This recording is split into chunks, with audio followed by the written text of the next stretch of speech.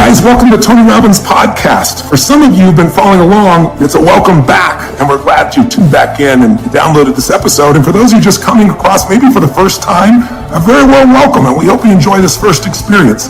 I'm here with Mary B., my co-host, and we have a very special guest today. In fact, this experience today is going to be very different. If you've been following the podcast, you know that we've been dealing with peak performers in business and in life. And you may be thinking we're going to interview somebody like Siri Lindley again, who's, the world's greatest triathlete who literally didn't know how to swim when she started, or, talking leadership with 4-star General McChrystal about what does it take to really lead people in the most difficult situations, or, top CEOs like Joe Gebbe, who co-founded Airbnb and took it from nothing to a multi-billion-dollar organization. All of the strategies and tactics that we try to pull out of our guests here are designed to help you not expand your business, but also expand your life. And one of the things that I've found is that people spend so much time on their business today that their business is part of their identity, a major part of it if they own a business. Oftentimes people spend more time in their business than they do with their children. They spend more time in their business than with their love of their life. And so we've tried to help people in that area, but today I want to expand the wheel of life and really talk about a subject that I think is the most important of all, and that is relationship. I really believe if you're not happy in your intimate relationship, you're not going to stay happy.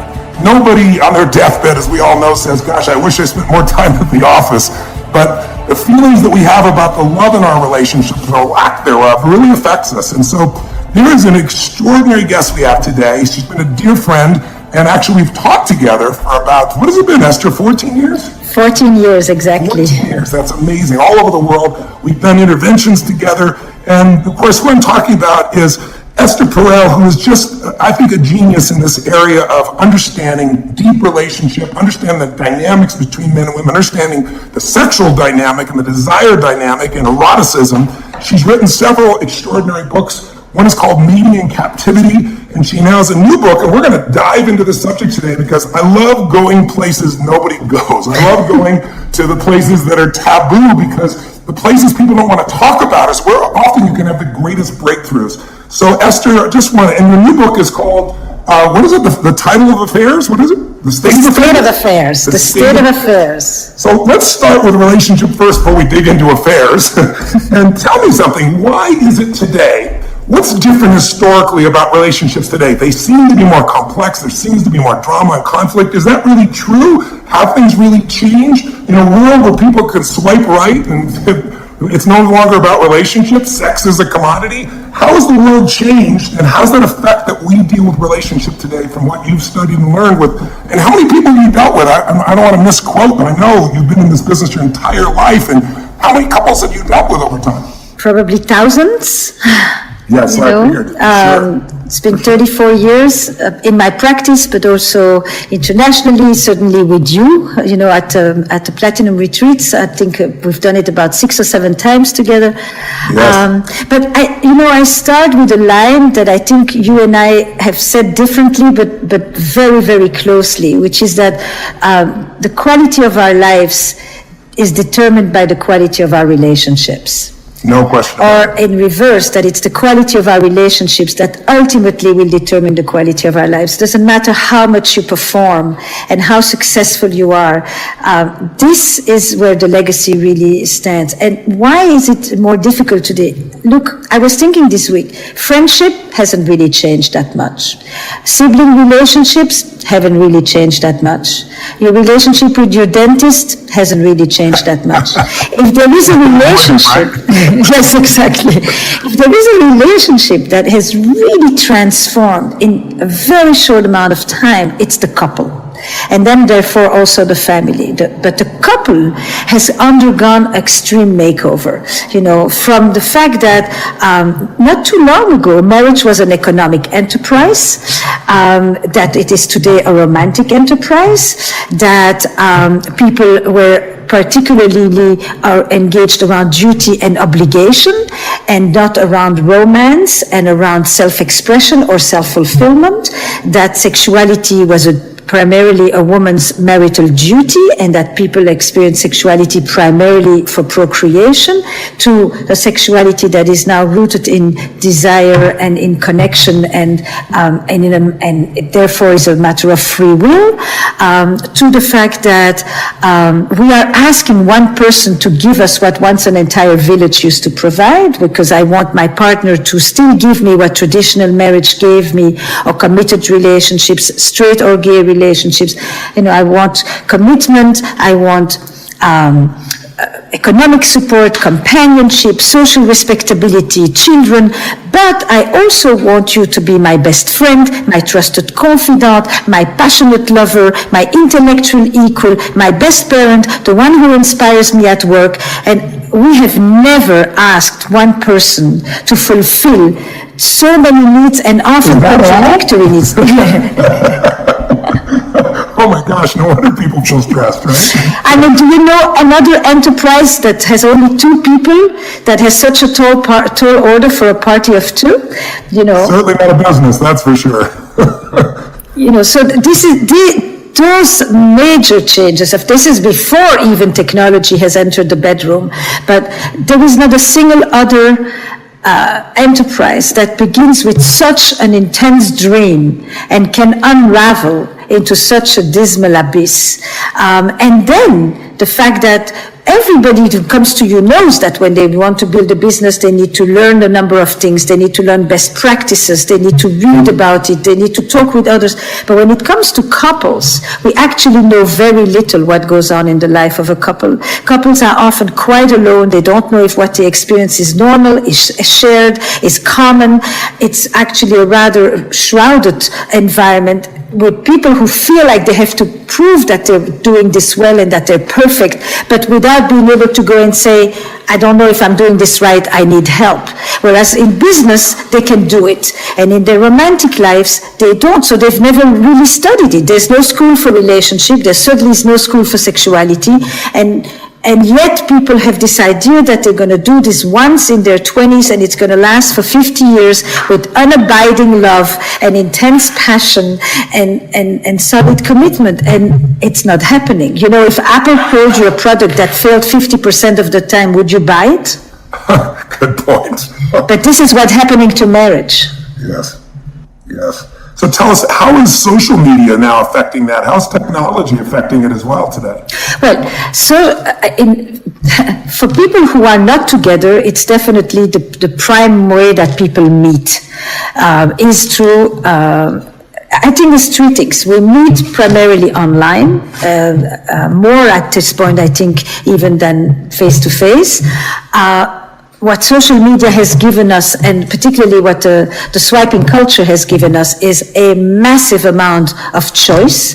You no longer just choose between John and Philip in the village. You have thousands of people to choose from, and you feel a level of freedom that you never had, but you also have a tyranny of uncertainty and self-doubt that you've never had. How do you know this is the one when you can have 998 others who could be just as good, if not better?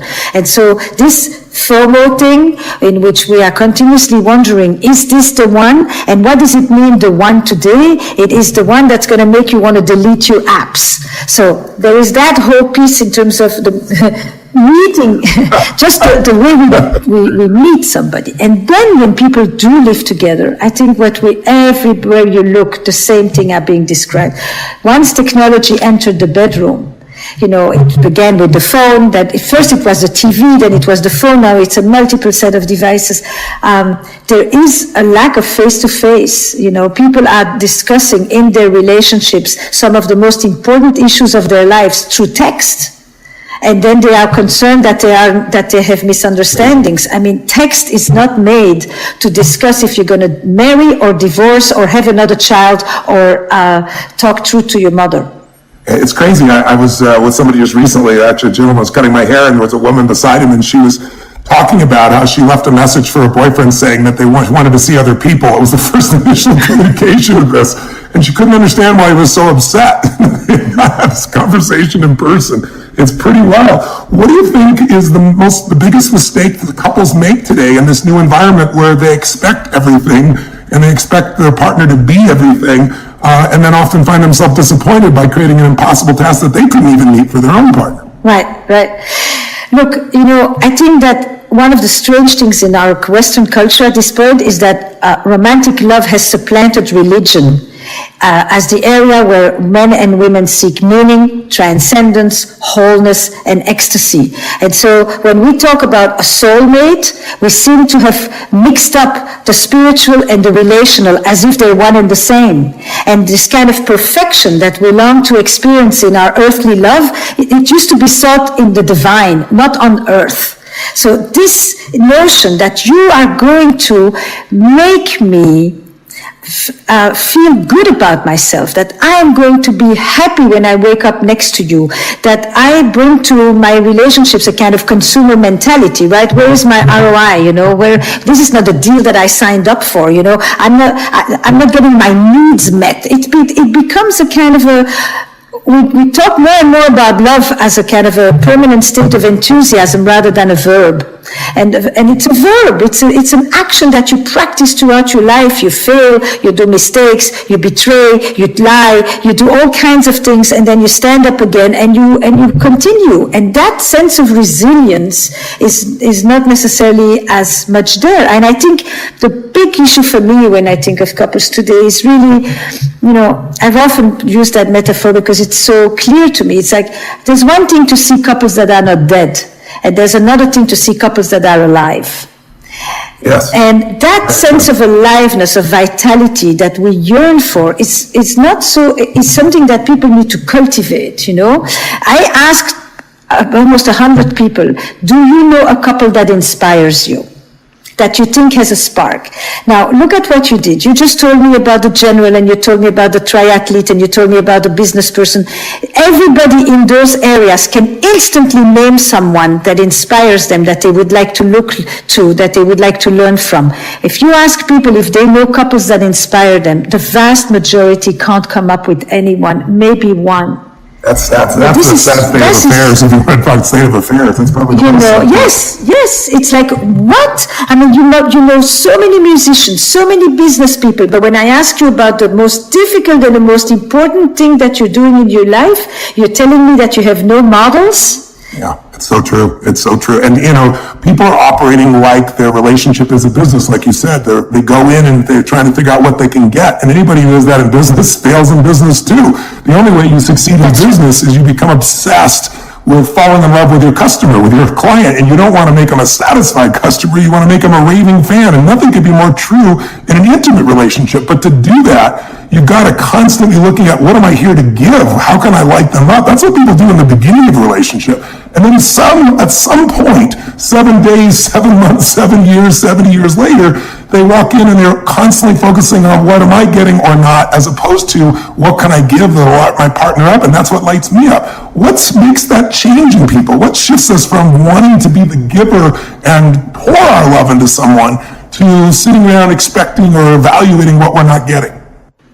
So it's two-part, and I think it goes very closely to what you do as well. The first thing is I meet you, and when people tell you, meeting the right person, they're constantly wanting to meet the right person, and I'm also often asking them, and who is the person you want to be? Yes, this notion that you're going to find the one that's going to fill you up, the one that's going to quieten all your inner rumblings, the one that's going to, lift you and so forth, rather than what is it that you're going to do. And so in the reverse, it's true when you work with couples, and certainly in therapy or any coaching, is that you basically tell them the day you come in here, because, people come to couples therapy generally to tell you what they know is wrong with their partner and then to say, fix it.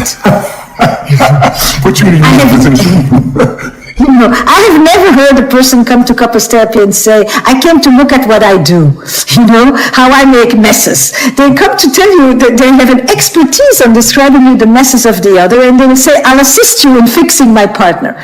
And like you, I say, things will begin to change when you start to look at yourself, what you do, what you take responsibility for, because the minute you start to take responsibility, you will experience power and freedom. And so to turn that around is unbelievably difficult. This notion that you are responsible for my happiness, I am miserable because of you, and then I need you to change. Since you don't change, I become more angry and more resentful, and then the more resentful I become, the less you're changing, and then the less you're changing and the more resentful I become, and we are in this loop together, rather than me basically saying, what can I do here to make things better, and to do it non-contingent. I'm going to do it because I think it's the right thing to do for what I want, rather than say, I'm going to sit here, passively stew, and wait for you to be the one to change, to do this first step. And that piece of work, which I watch you do all the time, I just told you I watched your movie again, and it's just like you really... it's not just that you empower, you actually tell people there is power in responsibility. There's no question. I mean, until you're responsible, you have no power, because responsibility is the ability to respond. As long as I'm a victim, I have no control to change things. And I think the biggest challenge is our culture, and social media has created this mindset of perfection. That, I'm going to make myself look perfect. I expect my partner to be perfect. It's all about what am I going to get instead of what I'm going to give. And if you ask me, I think that's the single biggest mistake. But I also think people are not fulfilled very often because there's conditioning that comes from the culture, conditioning that comes from your family. One of the things you said the very first time we ever taught together, I wrote it down and I've applied it so many times, is the understanding of attachment theory. But the way you delivered it is so much more clear. I think the language you used initially was, tell me how you were loved as a child and I'll tell you how you're loved today. Would you help us to understand what are the different relationship types that come from the way, from our conditioning, and also how does our family roles play? Because, there are people that are raised in a culture, Sage was raised in a culture where mom is very clear about this subject. Some people, Mary B., what was your family like? Not like that. That's for sure. Esther, it's true, the first few times I've heard you teach, and this goes hand in hand with what Tony teaches, you mentioned in the documentary, people see that notion that kind of everything hinges on tone, which is the truth will set you free and you got to get dirt honest with yourself. I feel that in this topic, in relationships, I'll speak for myself, I did absolutely grow up in one of those families that is about silence and secrecy and guilt and shame, and there was just no conversation about anything, about boyfriends, about girlfriends, heavens no. So to have this principle of, okay, model the best, who do you go to? Esther, you're exactly right. There's nothing there, so that conditioning, can you just speak more to that? Yeah. That there is no school, and how do families shape us, because we're so different. So it's interesting. And how do we break out of that conditioning, as long as we're going to stack 20 questions on me at once? I was trying to think in my head, I'm going to answer this part first, and which Don't go too overwhelmed. Give us a solution now, damn it. It's actually very interesting, because I was doing a workshop at TED this year, and I got everybody up, and I basically said to them, in a kind of a sociogram, which you've seen me do when we work with the people too, I said, if relationships were central in your family life growing up, go to the left, and if they were peripheral, go to the right. Of course, I don't know what people mean when they say that. And so I said, look, now I'm going to ask you a series of questions. Were you raised for autonomy, or were you raised for loyalty?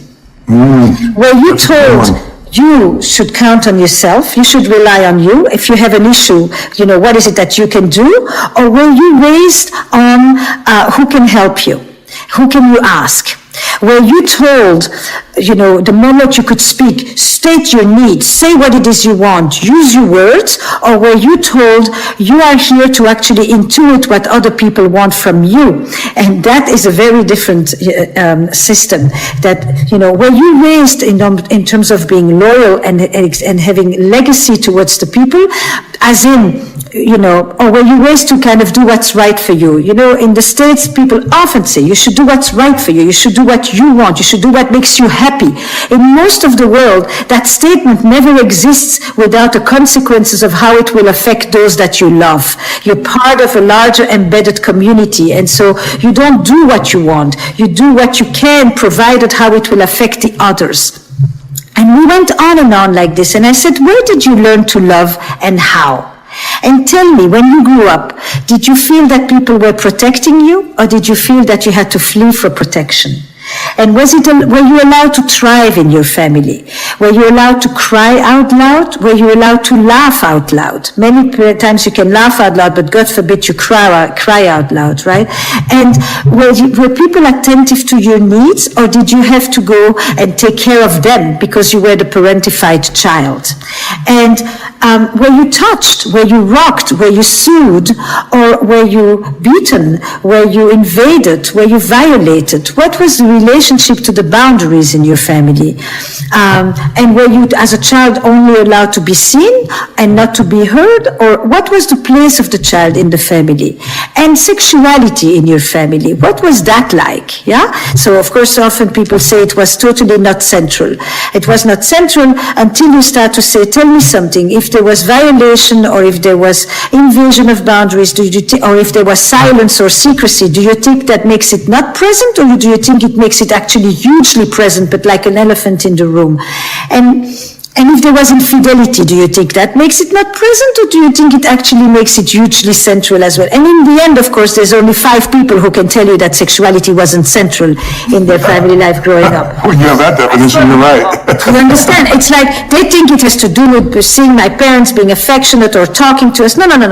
And so now they had a whole vocabulary for thinking about, with gender, because that's a piece of the expectations all the time, relationships, sexuality, and basically the fundamental question I then say is, when you came out of your histories, when you came out of your childhoods, did you feel like you were more in need for protection, for stability, for connection, protection is probably the best way. Or did you feel that you came out more with the need for space and for freedom and for exploration and for adventure? Because we both have those needs. We all need security and adventure. We all need to be able to explore, and we need to be able to experience stability and safety. But all of us come out of our histories needing more one than the other. And we tend to partner with somebody who actually is on the other side. So I tend to say, not just tell me how you were loved and I tell you how you love, but I also say, tell me how you were loved and I'll tell you how you make love. Because your emotional history is inside your body. It's inside the physicality of your sexuality. It's experienced not just in your heart and in your mind, it's experienced in your skin. How you experience touch, how you can receive. And so now the way I began to work with this is I came up with 7 verbs. Just as a way to concretize this. As a person who speaks 9 languages, I've often learned a new language by looking at what are the key verbs I need to know first in order to be able to just start to speak, to be, to go, to have, to ask, And so I applied it to relationships, to ask, to take, to receive, to share, to refuse, to imagine, and to give. That's beautiful. And ask yourself, in your relationship life, how comfortable are you with asking? Can you ask? Or do you feel like, you should never ask because it makes you too dependent? Or you should never ask because it makes you too subjugated? Or people won't care about what you ask because you feel invisible? Every one of these verbs is like a portal into your entire relationship profile. How do you feel about giving? Do you enjoy giving? Do you experience an exuberance in your generosity? Or do you feel that you give in order to acquit yourself of your debt? You give so that you will feel free to ask, or you give so that you won't be dependent on others and you'll always be the one to pay so that nobody else, so that you never have to rely on anyone and nobody can disappoint you. How is it about receiving? Can you receive? When somebody gives you a compliment, can you simply say, thank you, that feels really nice, you made my day? Or do you start to qualify it? Can you receive? How vulnerable do you feel when you receive? And you can apply it sexually, you can apply it simply interpersonally. How is it for you to share? Do you enjoy relying on others and sharing? Or do you find that massively threatening, scary? Who's going to be there for you? You can only rely on yourself, and you certainly need to compete all the time. And for each one of these verbs, I can come up with 20 questions that basically, if when you then sit down and you start to write your relationship to each of these verbs, to each of these relationship stances, you get pretty much a good portrait of yourself. And then the next question is, which verb are we going to practice now? Which is the one that is most in need of massaging and building muscle? And if you have not sharing, so you pick those and make it a focus for them. I love that. That's so and simple. now we have, and who do you need to ask from? Who is the one person that you really should be going to ask from before we end this training? And who is the person that you owe something to, that you really need to go and give without asking for anything in return? And who's the person who's been wanting to give to you, who you've been closing off to, who you've been shutting down to, who you've just given the runaround to, and on like this. So it goes from the map to the identifying of what is the core resource and strength that you need to muscle, to then going and actually carrying it out and doing it. Well, you've also given a great example in the past of talking about being a child, and as you start to leave your mother or father and, to go play outside, the different reactions you could have, whether you felt like you had to come back immediately, whether you were safe to go. What I'm really digging for is, when you look at people's attachments, they play such a role in how they interact in relationships. And the more we can understand ourselves and our partner, the more we can have compassion, appreciation, and love for them as opposed to judgment. And some people grow up with a very secure set of attachments. I know Sage grew up in an environment where, she was loved no matter what. Some people grow up in more insecure attachments. I certainly grew up in that environment where, you do something or not do anything, you can have your head smashed against the wall. So it's from the very person you love. So it's very different. And some people in between. Can you explain so that people could kind of look at themselves and how that plays out, how they interact in relationships, whether they're secure in their original attachments or unsecure in between, and also how they could be able to understand and appreciate their partner more and help their partner more, because people tend to, in my experience, find somebody of almost an opposite attachment. Not always. Exactly. I mean, it's a lot easier if you have the two people in a secure attachment. Let's not forget the avoidance. Yes, thank you very much. That is foreign to me.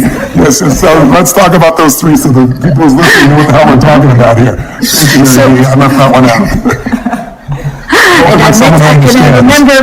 I remember meeting Sage parents. So, I'm going to give you a tiny bit in terms of the attachment maps, and then I'm going to give you the maps that I use just because they're the ones that I work with personally. So when we talk about attachments, we tend to define them in 3 or 4 major categories. There is a secure attachment, there is an ambivalent attachment, there is an insecure attachment, and there is an anxious attachment. But what they all talk about is really what is the relationship very early on, in terms of your ability to be able to rely on someone who pays attention to your needs, to your distress, to your joy, to your expressions, and is able to respond to it appropriately without neglect, without overemphasis on themselves, without pretending that it is for you, but it's actually for them.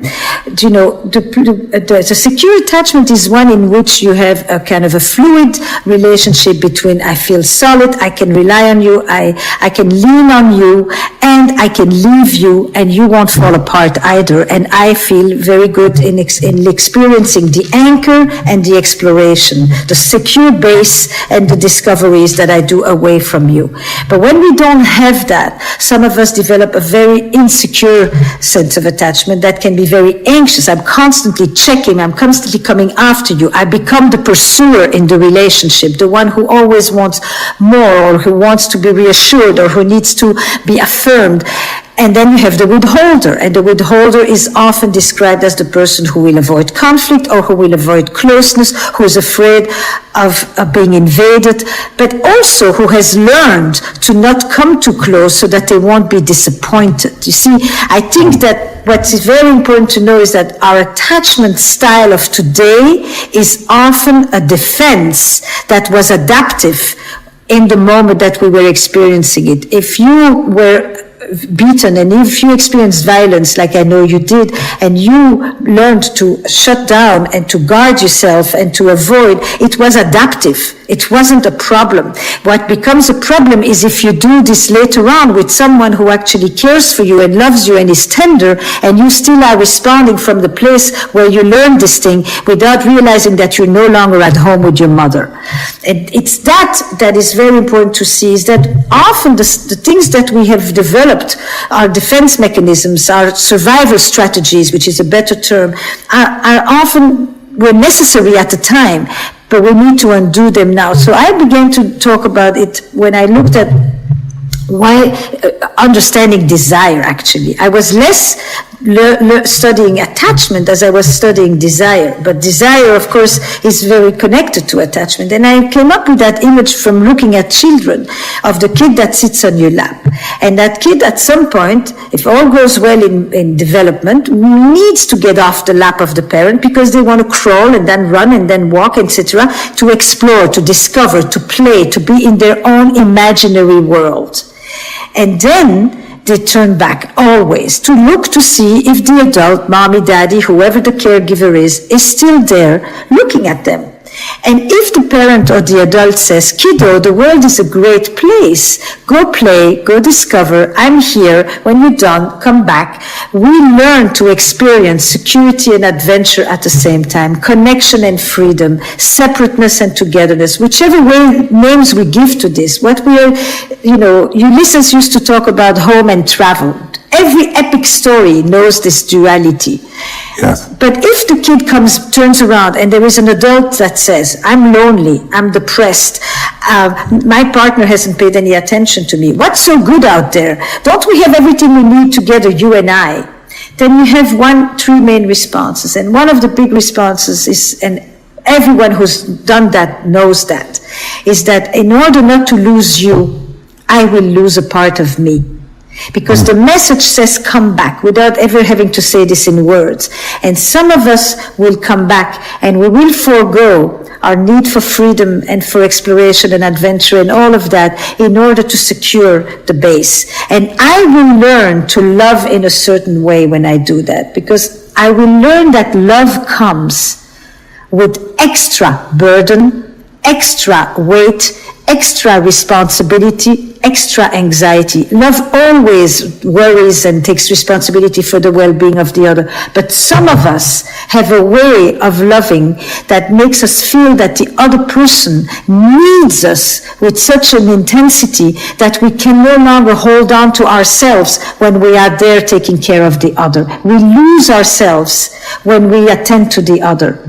And that's when I began to say, in relationships, you will often find one person who is more afraid to lose themselves and one person who is more afraid to lose the other. One person more afraid with the fear of abandonment, and one person more afraid with the fear of being swallowed up. The second child, by the way, doesn't come back right away because they're zesty, they have energy, they want to stay playing. But the closer they become, the more the intimacy rises, the more the emotional connection thickens, the more they disconnect from their desire. Desire is not just this, it's not in the sexual sense. The desire is the free will.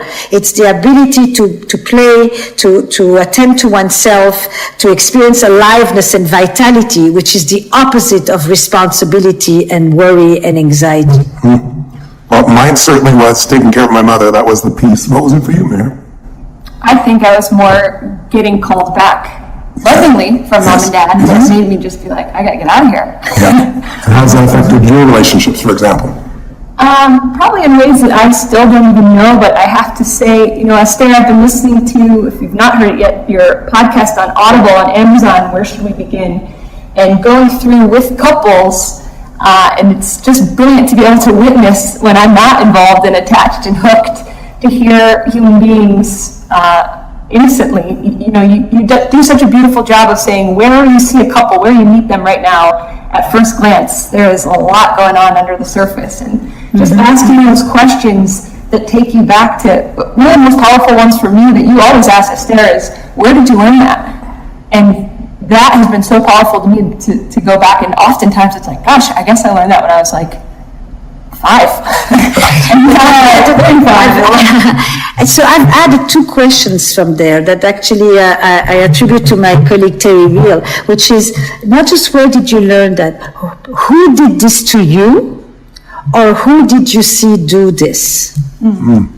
When I'm dealing with people who are grandiose, who are contemptuous, who put the other one down, who are dismissive, who really don't respond to the needs of another, who have no empathy, who are constantly, you tell something and they come back and they up you because their issue is always bigger and more important, their complaint precedes yours, the whole bit. It's, or certainly if they are violent in whatever violent way that they are, it's who did this to you? Who put you down like this?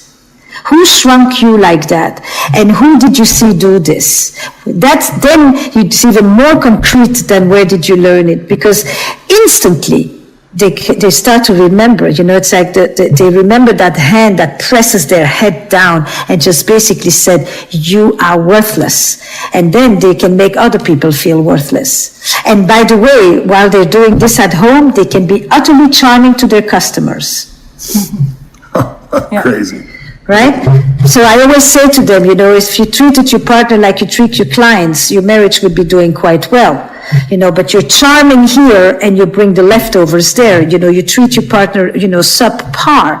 And it is not okay. And to feel like you can just parade like this. And generally, nobody's born like that. Nobody was born on the parade. So where did you see this? Tell me the movie. And now I began to, in very detailed, way, what were the words that were being used? What was the words that, if somebody wanted to just stick it to you, what was the one thing they had to say? Interesting. Well, tell me something. One of the first things that happened when we started working together is you brought up this amazing dynamic, and you talked about it, Meeting in Captivity, which is such a great title. When you talked about the distinction of caretaking and what that does to destroy, sexual desire and drive. Can you talk a little bit about why does sometimes the more people love each other, the less passion they have. It's a bizarre dynamic, and we've seen it over and over again. Can you address that? And also just address the difference between love and desire. So go back to the dynamic that I described, right? The kid looks back, the adult calls them back, and they basically say, I forgo a part of me. I disconnect from my playfulness. I disconnect from my desire. I disconnect from my exploratory side, and I turn in order to come and take care of you. These are often people who, the more they love somebody, the more they struggle to make love to that somebody. Because to make love to someone, you have to be able to feel that they are sturdy, that they can withstand the force of your desire, that they can receive you. If you experience them as fragile and you feel like you have to parent them, you can't have sex with them. If our head is straight on our shoulders, we never want sex in the family. The minute you have a relationship where one person feels like they're the parent to the other, the mother, the father, the brother, the sister, the roommate, there is no sex. Because we won't have sex in the family. There may be a lot of affection, there may be a lot of physical touch, tenderness, but it won't be erotic. In order for it to be erotic, you need to not feel that you are in a parental, familial relationship. It's just taboo. That's it. And this is one of the few universal taboos. The second part of this is that when you ask people, and that's probably the way that it's the most easy to illustrate. And it's a question I took way back when I wrote Mating. You ask people, when do you find yourself most drawn to your partner? And they will systematically tell you one of 4 answers. But the first one is, I'm drawn to my partner, which is not the same as sexually attracted. When my partner is in their element, when they're doing something they're passionate about, when they're in the studio, on the horse, on the motorcycle, on the ski slope, on stage, when they are radiant, which is a word I know you often use, because it means they're inside their own life, they're inside their passion, they don't need me. They are self-sufficient. And when they don't need me, it means I don't have to take care of them. And if I don't have to take care of them, then it means I can desire them.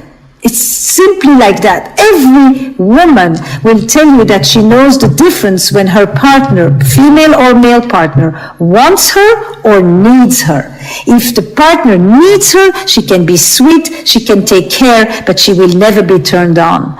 If he wants her or she wants her, she will respond from the place of somebody that is confident, desires me. The biggest turn on is confidence worldwide. No matter how it looks, the word behind it is confidence. And if I have to take care of you, I can't let go. It's, the game you play on the beach where you fall back and somebody holds you. Yeah.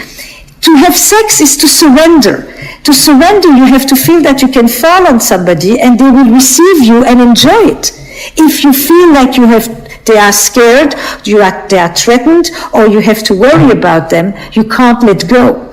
Why do guys in straight couples always tell you, nothing turns me on more than to see her turned on? Because if she's turned on and she's liking it, he doesn't have to worry about being predatory. He knows she's into it. If she's into it and she's enjoying it, then we are in the realm of pleasure. We're not in the realm of violence. And why does the woman never say what turns me most is to see him turned on, but she says what turns me turn on the most is to be the turn on? Is because if she's busy with her own erotic self, then she knows she's not in the role of caretaking. She's not responsible for anybody else's well-being, and for once she can actually focus on herself. And those two things, the predatory fear for the man and the burden of responsibility and caretaking for the woman, are the things that you need to let go of. Both of them, the opposite of which, you take care of somebody. So when I say love and desire, they relate and they also conflict. What I'm saying is that love wants to contract the distance. It wants to neutralize the tensions. It wants to know the beloved. It needs absolute trust.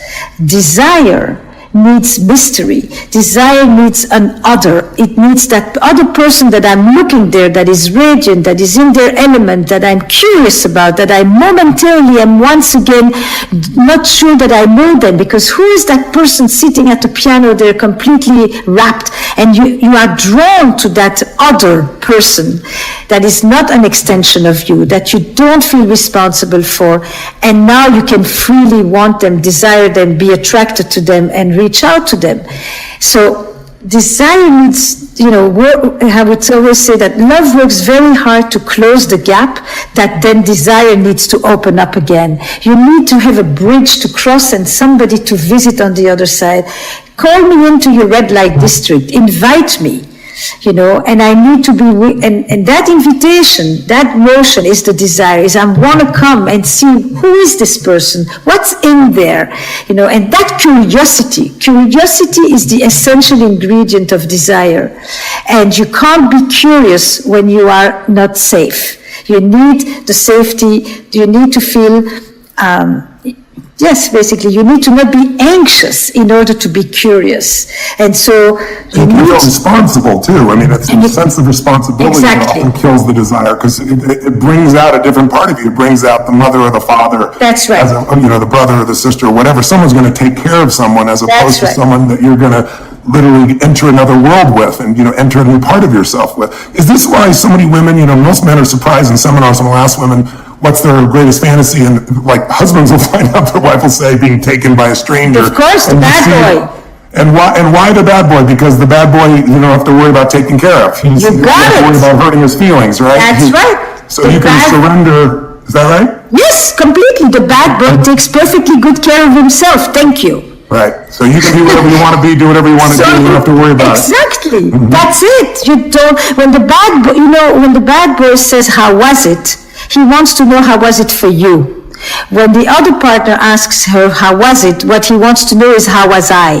Right. And he's asking for reassurance. And if he's asking for reassurance, she will mother him. And if she mothers him, she will love him, but she won't necessarily desire him.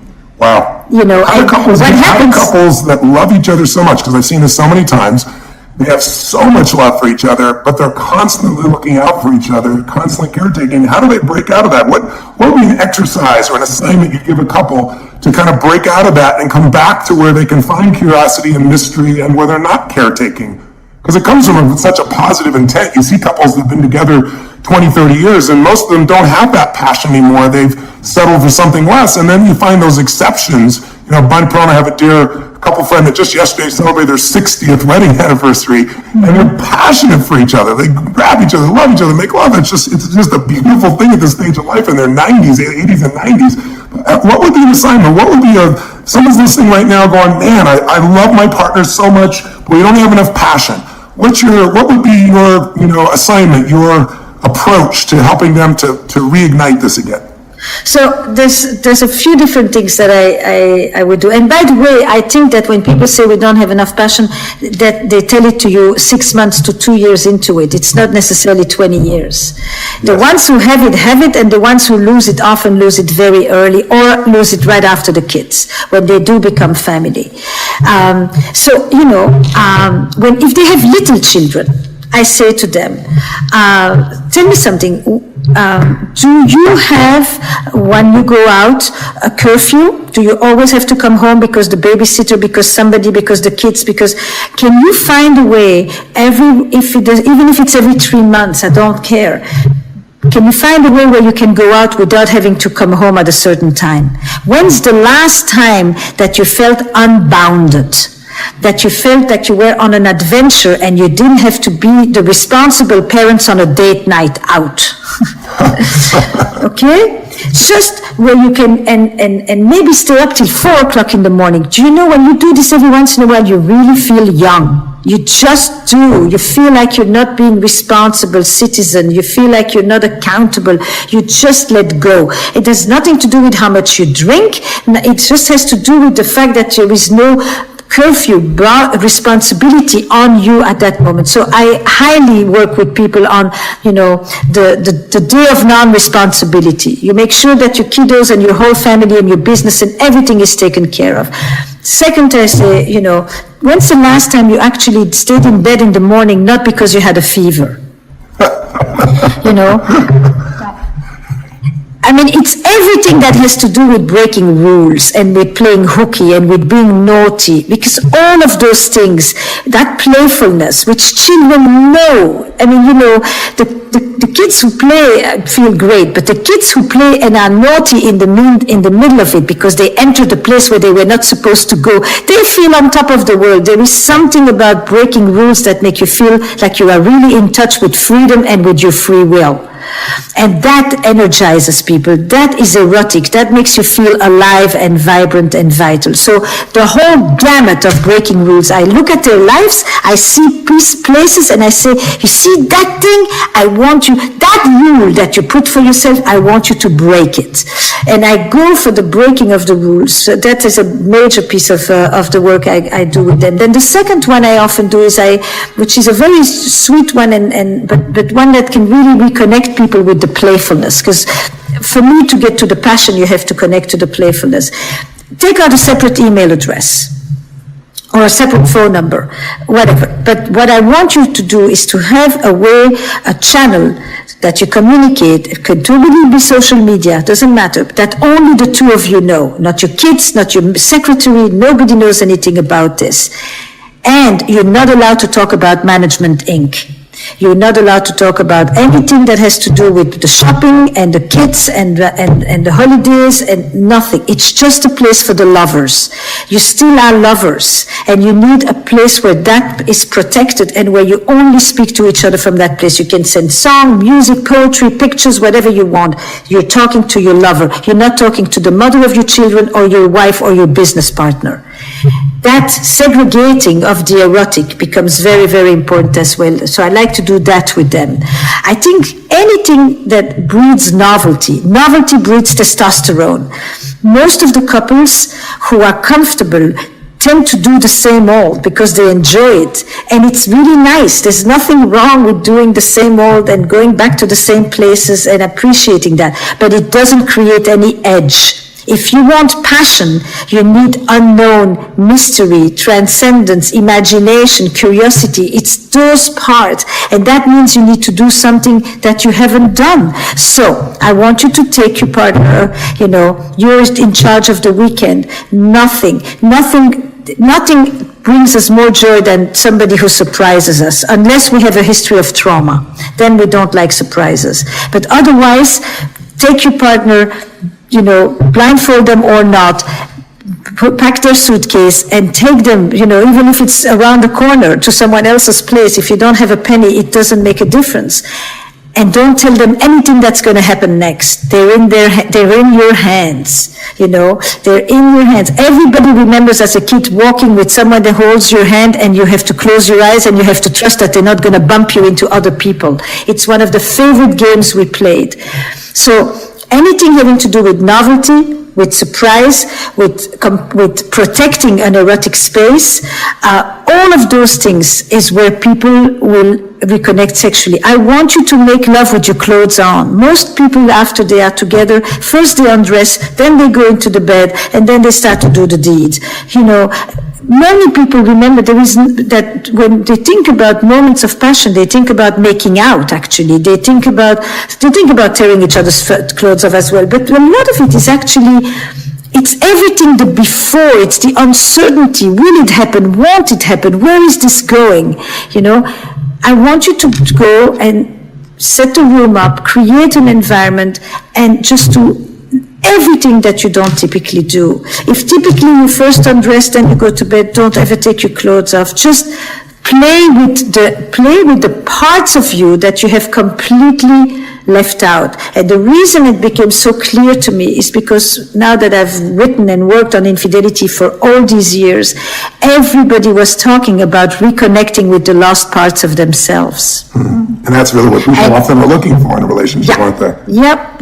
And so the lost parts of yourself, they are all around your house. Just go there.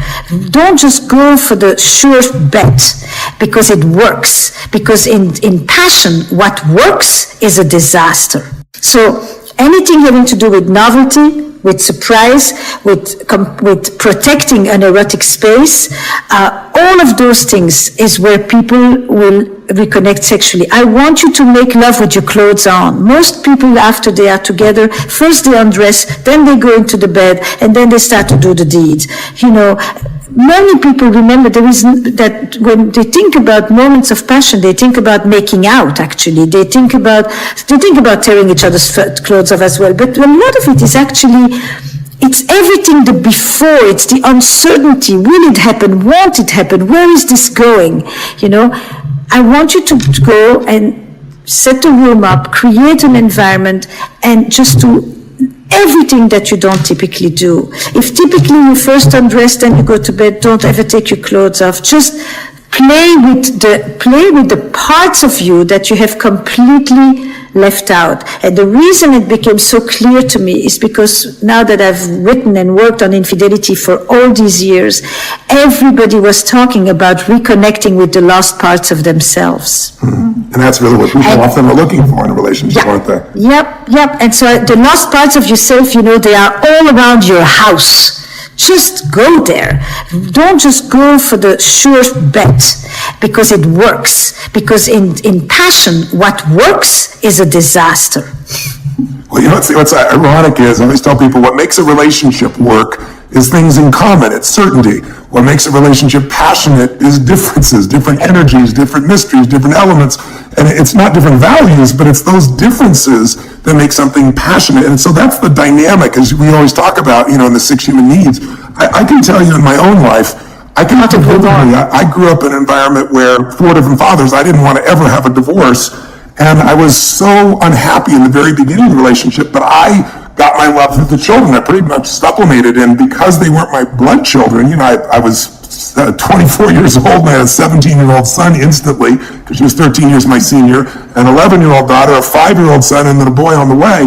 And so as they grew up and began to expand, and I can remember vividly when the kids were no longer there, it was like the love was no longer there because we were such different people. No one tells you how to pick your partner. And I can remember vividly, for my achiever friends listening, I'm on stage for what to me would have been, ecstasy at that time. It was like my biggest vision. I had 13,000 people in New York at the Continental Center, and I'm doing what I love. And, when you serve people so much love comes back to you, and I'm experiencing so much of that. And then a person came up on the stage and whispered in my ear, my company had gone public that day, and they said, your stock's worth $400 million. And I was like, oh my God, this is incredible. And then I went right back to what I was doing, which really fulfilled me. And I was high as a kite all day, more really from doing what I love than even the economics, silly as that sounds. But when I went home that night, I was depressed. And the reason was because I was adapting. I constantly changed. I became a pleaser. You know, you described that person, if you go away, you left me alone. It's like, that's what happened in my childhood. So it's like, I came home and I was so unhappy because I was being something I wasn't to try to please this person. He's a good human being, but we're so different. And I finally made the decision. I said, you know what, I'm not going to be one of those VH1 movies, you know, those TV shows, if you're old enough to remember, where they used to always have a behind the music, they call it. That's right, Maren. They'd be this great rock group and they hit the peak of their life and then somebody'd overdose on drugs or drive their car into a wall or something. So the toughest decision in their life was to end that relationship. And it was the best decision because it led to my Sage, my Bonnie Pearl, and we've been together 18 years and the best 18 years of my life. But most people will not make those decisions. And the way I did is I sat down and said, what do I really want? Instead of judging my partner, what do I want? And then as you and I both talk about, who do I got to become to attract that kind of person, keep that person engaged for the rest of my life? So that was my focus. But today, what happens for most people is affairs. And you've been putting some expertise in that. And I know it's your next book that's coming out right away. So tell me, I know when you go to conferences, the first question people ask you is like, what percentage of people have affairs? Tell us the percentage, but more importantly, what creates an affair today and can they be healed? So, just to put this in context, like it's a very strange thing to say, right? I wrote a book about affairs. I wrote a book about relationships.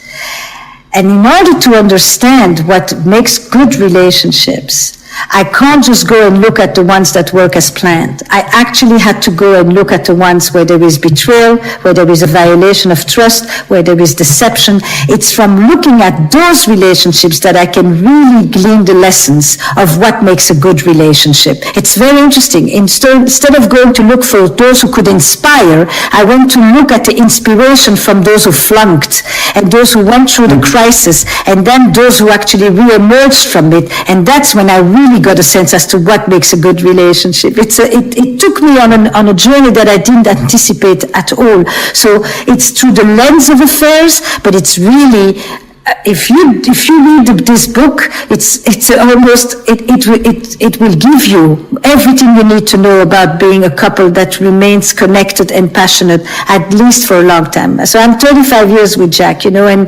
I always say we have had many marriages. Like most people these days, we've had at least 2 and maybe 3. It's just that I've done it with the same person. That's beautiful. You know, because we've gotten this, we've been able to constantly kind of reinvent and recreate but that's what people are doing. They're doing it through their affairs, they're doing it through a new partner, or they're doing it with the same partner. In the end, if we don't grow, if we don't change, we dry up and we die. And so in the name of that growth and that change, people will do all kinds of things. If Mating in Captivity looked at the dilemmas of desire inside the relationship, then the state of affairs looks as what happens when desire goes looking elsewhere. And I wanted to look at affairs because if I ask in your audience, if I ever come back to Date with Destiny and I look at these thousands of people and I say, how many of you have been affected by infidelity? 80% or more of the people will raise their hand. It is an experience.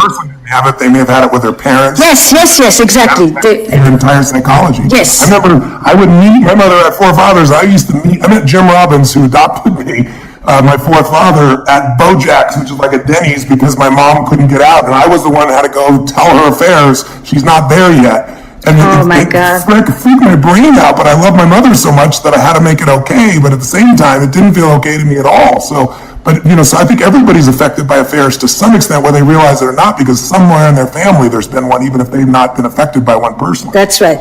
You've been the child of, you've been the sibling of, you've been the lover, you've been the strayer, you've been the victim of it, you've been the friend of it who is watching. I mean, it is one of the most common experiences and one of the least understood.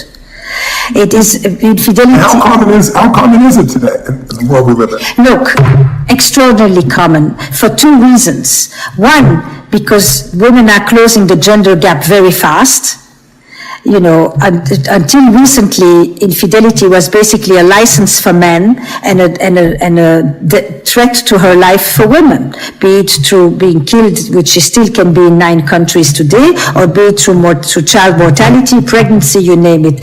She was ruined either financially, either by reputation, either by death, by natural death. So what has really, really changed is that women have closed the gender gap. Give the woman a car and then we'll know what she really wants to do. And maybe she's not nearly as domesticated as everybody has wanted to make it look. That's what they're afraid of in Saudi Arabia. You bet. That's exactly where this image came from. And that's one reason why we would say it's rampant. And the other thing is because the definition of infidelity has been rather elastic. What do we talk about when we talk about cheating? Are we talking about just having an affair? Are we talking about porn? Are we talking about massages with happy ending? Are we talking about chat rooms? Are we talking about sugar dads? Are we talking and the definition seems to be expanding all the time. There are more and more things which we today experience and describe as being across the line. So because of those two things, infidelity is on the rise all the time. And the third reason why it is higher than we think is because everybody lies about it. Everybody lies about it. So it's very hard to have any statistics. And the way people lie about it is that men have always lied to the up, men exaggerate, and women underrepresent. Because men get boosted by talking about how many conquests they have had, whereas women get shunned and judged for it. So the women have always lied by making it less, and men have always lied by pretending it was more. Worldwide, by the way. What tend to be the triggers for affairs today? So I think there are 2 primary categories. There are the reasons that have to do with the relationship one is in, the feeling of neglect, the feeling of indifference, the feelings of contempt, the feelings of loneliness in particular, the feelings of sexual frustration, the feelings of deadness inside, things that really emerge from a relationship that has become either intensely conflictual or intensely estranged, which is another, the flip side of that, and where people basically are hungry for warmth, for care, for attention, for presence, for someone who laughs at their jokes, for someone who appreciates them, for the basics of human nourishments, which they no longer feel at home. And so typically, of course, people say, then why don't they divorce? Because it's not so simple for everybody. Because there are a lot of other considerations that happen inside a marriage or inside a committed relationship that people also feel beholden to. But there's a whole other group that I find much more interesting. And that's the notion that even in happy marriages, people cheat. So, you see, when I wrote Mating in Captivity, it would not have been interesting to write a book of people who can't stand each other and don't want to have any sex with each other. It's kind of obvious. What really was interesting to me is what you asked me before. It's all these people who would come to my workshops, to my office, to our sessions together to say, we love each other very much, we have no sex. Now that becomes interesting. How come? What happens there? And then the same thing happened around infidelity. To talk about bad marriages, bad relationships, all sorts, where people therefore stray, it's kind of obvious, isn't it? They've done this forever, but to talk about the fact that people do this, even when they come in and they say, I love my partner, I would never want to leave my partner, I'm having an affair. Now I become curious. What is that about?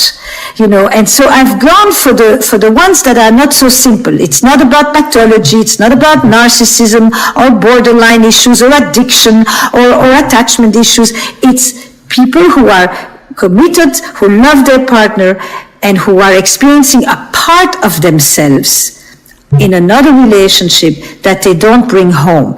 And not because they can't find it at home sometimes, but because they don't want it at home. And that became a whole new thing. And the essential line that came up over the 6 years of that is people who would say, all over the world, people would say, when they described their affair, that they felt alive. And that aliveness meant that it was an experience where they didn't feel that sense of responsibility, burden, obligation that they had to their family, which they loved, but which they didn't know how to diminish in order to connect again with their passion and their aliveness. It wasn't sex, it was desire and aliveness. And then I said, maybe sometimes when people have an affair, it's not that they want to leave the person that they are with, but they want to leave the person that they have themselves become. And it's in the present. And it's not that they want to find another partner. What they're looking for is another self. And so I began to think, when I think about affairs, it's always a dual perspective. It's a growth and expansion and self-discovery on one side, hurt, betrayal, and neglect or rejection on the other side. And it's really what it did to you and what it meant to me. At the heart of affairs, you have betrayal, and at the heart of affairs, you have longing and loss. It's longing for the lost parts of oneself. That makes so much sense.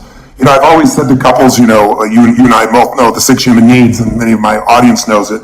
The need for certainty, the need for uncertainty, variety. That's that same balance that we have between wanting something and needing something simultaneously. The need to feel significant, unique, and special. The need to feel love and connection. To be significant, you got to be special. Separate, to be connected, you got to be together. And then the spiritual needs to grow and to contribute. And I always tell couples, whenever I hear couples, they always say, I gave him or I gave her everything. And I always say everything except what they needed. Because if you get what they needed, then leave them. I've never heard anybody say, and maybe, 50,000 couples or 100,000 couples I've probably dealt with over time, I've never heard somebody say, I have so much certainty with him or with her that they love me, and they're always surprising me. There's just so much variety in our relationship, and I feel like the most important person on earth to them, so significant, and we have such deep love, and we're growing and contributing. I want the F out of here. Nobody does that. And I think what happens is that people make judgments in these relationships, and they don't understand. I've had, without mentioning names, because I never mention names unless the person talks about it, this is pretty private, but it's a very famous person I could tell you without telling you their name, who everyone listening in just about any country would know. That's how famous. A woman, incredibly brilliant lady, a person of tremendous intelligence, a person with huge heart, a person beloved by people around the world, a person who's very successful in relationships, lots of friends, very successful financially. And this woman came to me in confidence and just said, I hate myself, because she said, I'm having this affair. It's been going on forever, but I can't break it off. And what's wrong? And what you always find out, I always tell people, I say, just look at these 6 needs and measure them 0 to 10. I said, tell me about your husband. Let's look at the first need of certainty. How certain are you loves him? 0 to 10. And she'll say, a total 10. He totally loves me. I love him. And then I'd say, okay, how about variety? And you'll see this drop off almost always, like, well, not a lot of surprises, 0 to 10, maybe 3, and they really mean it 2, And then I'll say, well, tell me about, how significant does this person make you feel? And they say, today, I just don't feel significant with them. I'd say, -1. And then I'll say, how about, the idea that this person that, you have this deep love. And almost always with that person, the person that they're married to, they'll say, oh my God, I have such a deep love for this person. So they have certainty and love met by that person. Growth, not so much. Contribution, a little bit. And I'll say, tell me about your family. And then they light up like a Christmas tree. And I'll say, oh my God. And I'll say, how certain are you that they love you and be with you forever? And they go, 0 to 10. They go, 6. That uncertainty. And I'll go, how about variety? Oh my God, a 20. I can't stop thinking about them. They're surprising me. They do this, they do that. How significant they make you feel? Oh my God, like the most important person who's constantly thinking about me, sharing me. Love you. Well, yeah, I know he loves me, So what I almost always find is people split up sometimes, and they're trying to meet some of their needs to their partners you've described, those stability type ones, and then they meet some of the other needs to somebody else, but it violates their own values. Like this woman, honesty is who she is, and she's just tearing herself up, and I try to explain to people will violate even their own values to meet their needs. If you think you're going to lose love, and love is the thing you value most, people will lie, even though they're not a liar and they feel bad about it. And so I think it's really important for people listening to understand that we create these triggers in each other, and that if you really understand your partner's needs and can fill your partner's needs, and you can make sure you're fitting all of them, the variety, the significance ones, that's when your personal relationship, your intimate relationship can feel like an affair. My wife has so many personalities, I feel like I've had multiple affairs. She shows up in so many different ways. But tell me, how do you heal it? A lot of people think, today, you said something in one of your talks that I saw where you said, the new shame is staying. Comment on that. What is keeping people from healing these things and developing a new level of relationship? What is it in our culture that's doing that? And how do you heal a relationship if it can be healed from an affair?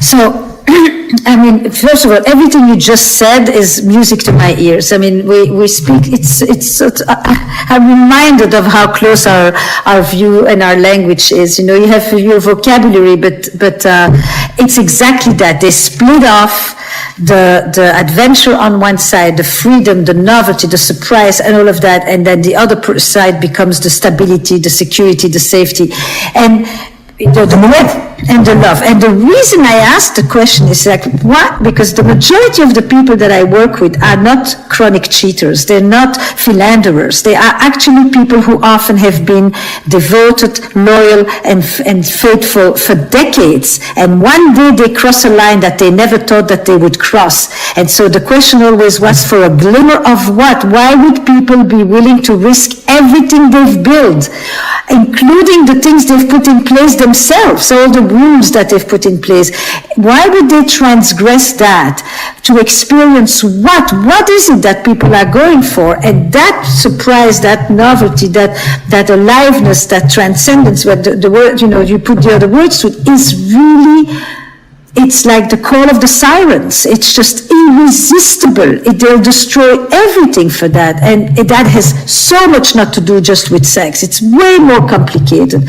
And when people begin to understand that, they also understand that it's not always the fault of the marriage. It's not marriage who did this to you. It's also what you allowed to do to yourself inside your marriage and what happened between you and your partner. So the things that help people recover from an affair, and there's multiple affairs and not every one of them can be recovered from. Let's be really clear about that. But the first thing is this: no matter what it meant for me, no matter how important it did hurt you, and it was a violation of an agreement that we had. We're talking about affairs, we're not talking about open or non-monogamy. We're talking about people who went and did something in secret. And for that, I need to be able to acknowledge that I hurt you. So the first thing when people know from any history of trauma is the acknowledgement of the wrongdoing. I know I hurt you. This was a hurtful thing to do. That acknowledgement, the remorse and the guilt that comes for that. Even if I don't feel guilty about the affair itself, even if I find complete justification and entitlement in my affair. An affair is always a plot of entitlement. Ultimately, it's something I did for myself. It is selfish. This is a given. And people are selfish in their relationships in all kinds of ways, not just by having affairs for that matter. So the first thing is my acknowledgement, the guilt and the remorse. The second one is my then proving to you how much I want to stay with you. And that means that I give you back your value, because in an affair, basically, you've been devalued, you've been replaced by someone else. And that making you, the trust is not the trust that I won't do it again. The trust is the trust that I love you and I want to be with you. And I think that's one of the big misconceptions that often people have. It's like, how can I trust him or her? To what?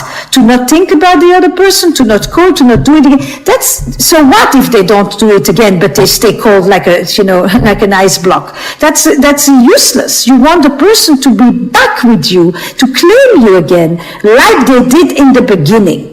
And this is why sometimes people will tell you in the aftermath of an affair, people are having levels of conversations at a level of depth and honesty that they haven't had in years.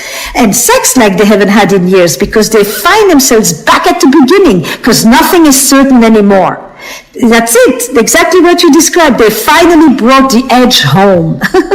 Yeah, in a crazy way. But from that place, they can start to rebuild. And so the first crisis phase is really the doer has to be responsive to the person who was hurt. And in the second phase, it's really more what it did to you and what it meant for me. And it's me understanding why you did this, how you got there. And for that, you have to really have a whole different set of questions than the typical, give me the list of all the hotels that you were at. That tells you nothing. That tells you nothing. What you really want to understand is what was that like for you, and how was it, and how is it for you to come home? And you have to feel okay to say, I love this person, I hate this person, and I love this person. I want to kick you, and I want to hold you, and I want you to get the fuck out, and I want you to kiss me. And all of these contradictory feelings are happening all at once. And at this particular moment, I feel more alive with you than I probably have felt in years, and I am in pain, but alive. And it's this mind fuck that you're in at this point. And from that place, I have to tell dozens, hundreds of people, it's totally okay to say, I will work this through because I still like you, despite the fact that you've done all of this to me, or I still want to be with you, and not to feel that the shame in staying, because the only thing today that has dignity is to leave. Leaving is not That's crazy. It's like I watch couples do this, and I watch the friends around them saying, both men and women, just dump them, get rid of them. They've invested 10, 20, 30 years. They actually do love each other. That's right. But the social influence today is so different. Why? I think it's a number of things. First of all, for many, many years, when men cheated, women had no option but to stay. This is the Hillary Clinton story, right? There's a lot of people who never forgave her for that, because she could have left. It's the fact that she chose to stay when she had the option to go. That's the new shame. And therefore, many people then have a secret from their own friends, because they can't speak to their friends, because all they will tell them is throw the dog on the curb, kick the bitch out of the house. So it's this bizarre thing that now I have a secret from the people who should help me, about what my partner did to me. It really is a strange situation. So the first thing is, I think for many women, they had no option. And so now that there is an option, the sense is you really should go. The second thing is infidelity has become the leading cause of divorce in the West, because it's become the ultimate betrayal, because it shatters the grand ambition of love, because I thought I had found the one. And this tells me I'm not your one. I actually am replaceable. I'm not indispensable. And that shatters my identity, which it doesn't do in the traditional world at all. This is not what it's about. And this idea that it's become a bigger, in the United States, people are more judgmental of infidelity than they are of cloning, of suicide, of many other things. It's a bigger betrayal than anything else. It's very, very interesting how this has become the break of the contract. You can steal my money, you can beat me, you can do a lot of things, you can be contemptuous to me, you can be neglectful of me. None of these other betrayals, people will say, you should leave, you should leave, you should leave. This one, it's like one strike and you're out. And that needs to be... And is that true worldwide, though? Is like, in a place like France or places of that nature, isn't there a different cultural association, or is the American culture kind of spread to the whole world now? I think the American culture has spread. This comes with individualism as well. In France also, infidelity is a leading cause of divorce. And for all of you who think I have a French accent, I'm from the Flemish part of Belgium. I'm not French. But what is different in France is that the issue is not I leave because you cheated on me. The issue is I leave because you fell in love with someone else. Interesting. So there's the distinction. Whenever couples go through this, my whole component is to get both to own it, because like you said, the person had the affair. I don't support that in any way, shape, or form, but at the same time, no matter how thin you slice it, there's two sides, and there's these other things that people do to make a person who look outside the relationship. They don't offer their intimacy. They don't offer love. They're not honest. They can be verbally abusive. They can be physically abusive. And yet they'll be totally outraged by this individual. And what I try to get people to do is to say it takes two to tango. And this cultural conditioning, it doesn't take humanity into it. These are human beings trying to meet their needs, and you're part of that process. Unless we can own our responsibility in it also, and I know that's not culturally PC, then couples are just going to run into the same problem again with someone else, or never have a deep, intimate relationship again. Would you agree or disagree with that? I think totally. I mean, look, I write about affairs. That doesn't mean I condone affairs or I justify affairs. It's irrelevant. I'm trying to understand an experience that so many people go through, and we need a new conversation about it, because what's happening is insufficient. It's not helping couples, and it doesn't really allow them to tap into their resilience. It's very clear that you can say no to your partner for 12 years physically to any contact, but your partner goes out once. This is a betrayal and the other one is not. Yeah, that's crazy. You know, it's very, but it is also clear that there are plenty of partners who are not participant. You know, I've seen it many times. I've often said, when I see someone have an affair, I ask them, have you lost someone in the last few years? What does that mean? There is something about when... death? No, yes, life is short. Well, you know, earthquakes, floods, 9/11, my father dies, my friend went too soon, I got bad news at the doctor. When mortality hits, people say, is this it? Is there more? And it is something about that lets them cross the line that they would never have crossed before, and it has nothing to do with their partner. And sometimes I have to say to the partner, I'm really sorry to tell you, but it has nothing to do with you. It happened to you, but you have nothing to do with this. Can you understand that? And that, no-fault affairs, people don't understand that. No-fault divorce they finally got, but no-fault affairs they still don't understand. It is this person's responsibility, and you may have some compassion for it, and ultimately you learn to understand it. He didn't do this or she didn't do this to do something to you. He or she did this to do something for themselves. Mm-hmm. And go ahead, Mary. Well, no, Esther, I love how you're always constantly just expanding the definition of sex and the meaning of why someone might ever step out. I've heard you say before that people often do what they think they're allowed to do. And even just hearing the first time you taught that, when, you know, and hearing the couples interact in your podcast, it's true how sometimes where there's loss of a loved one, of a parent, or grief, that all of a sudden, in some cases, that might be the first opportunity of permission that a person feels like. Correct. I'm now intoned, like how you teach, you get what you tolerate. In the same ways, it's like to feel how someone's rules can bend in situations contextually, I think has been so important for me to learn myself, of explaining my own behavior, and in partners that I've been with, just, wow, that makes sense. That maybe had nothing to do with me, whether I'm the one doing it or on the other side.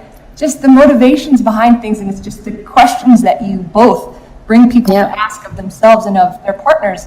So invaluable. What would you say to someone, Mary, you shared an experience with me at one point, if you discover that someone you're in a relationship is having an affair with you, so how does somebody deal with that moment? Say that again?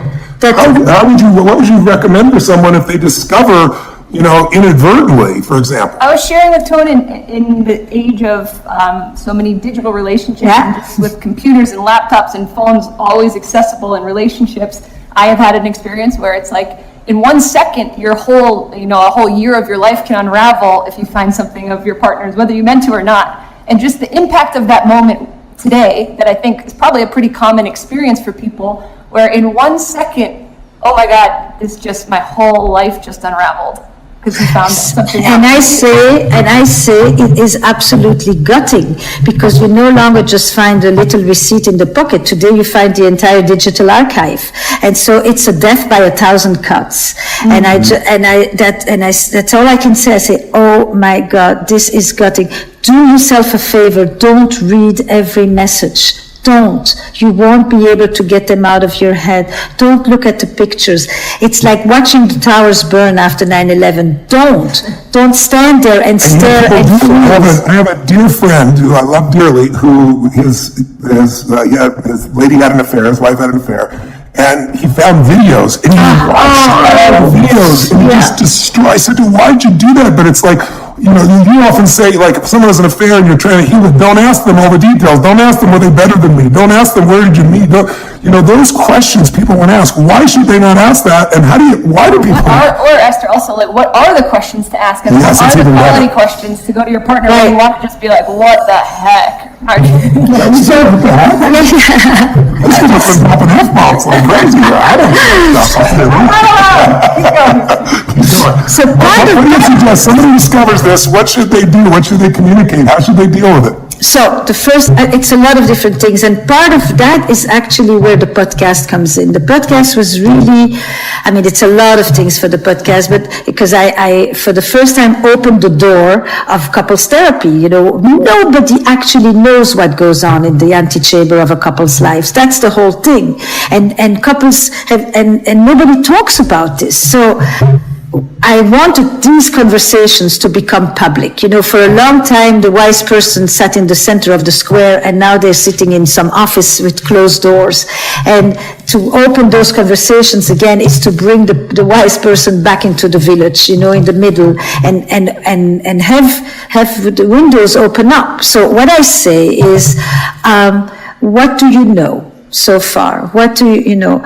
Do you know the person? Have you wondered about this? Are you surprised? Have you been suspicious? This is a bucket here, they're not in order. Have you been suspicious of this? Has there been any signs for you that you began to wonder, is something going on? Do you want to know more? When they have a question, I always say to them, do you want to know the answer to your question, or do you want your partner to know that you have the question? That's really brilliant. Do you understand? Because I want you to know, I'm asking myself, you know, did she scream? You know, was she but I don't want to know the answer, because the answer I will stay awake months later, still churning in my head with that answer. But I want you to know where my head takes me, and it takes me to these crazy places. Like I can't recognize myself with my obsession and with my scavenging for the truth. And then I want to know, you know, I would say, look, I completely know you want to immerse yourself in the digital archive and just like, you know, spend your night there reading. I promise you, you know, this is, you make your first question. So what you want to ask is, you know, were you looking for this? Were you looking for this, or did this just happen and you didn't resist it? You know, how did you justify it to yourself? What gave you the permission? Did you think about me? Did you think about how it would affect me or us? Were you afraid to lose me? Did you want me to find out? Did you hope I would never find out? Did you think about our children? Why this person? You know, what? Because I think it makes a big difference if you go to the best friend or if you go to somebody that nobody knows. I mean, there are gradations here of betrayal, you know. What was it like when you would come home? You know, do you think I should forgive you? Do you wish I didn't forgive you on some level? Do you want me to leave so that you don't have to make the decision? I have 150 questions on my list that I give them, and they can choose from there. But those are not the questions for day one. In day one, you have really more, you want to ask, what happened? How long has this been going on? Have you been safe? Do I have something to worry about? Is there another child? Do I know this person? Is this person likely to come after us? I saw this couple a few days ago, and the wife absolutely wants to go and meet the other woman, and he's begging her not to go. Why? Because I think he lied so much to the other woman that he would think he realizes it's monstrous. It's monstrous. For so many years he lied so much to the other person, and then he thinks the wrath of the other person is going to make her want to destroy them, which is totally understandable too. I mean, there's a reason people talk about crimes of passion, even if there's not a literal crime, you know. And then I heard yesterday that she didn't go to see the other woman, but the other woman came to their house. And it's a devastation. I mean, this is everyday therapy. This is not like a once a week kind of thing. You're holding a system. And what you want in the beginning is not to make any decisions. Your limbic system is hijacked. You can't think. Don't make decisions. And don't confuse the feelings about the affair with the feelings about your marriage and about your life and about the fact that your whole life is a lie and is a fraud.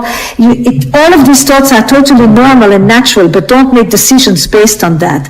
You want to be as much calm as you can. You need a container, you need a good therapist who holds this for you, who gives you reassurance, who tells you that you will get through this one way or another, together or apart, but you will.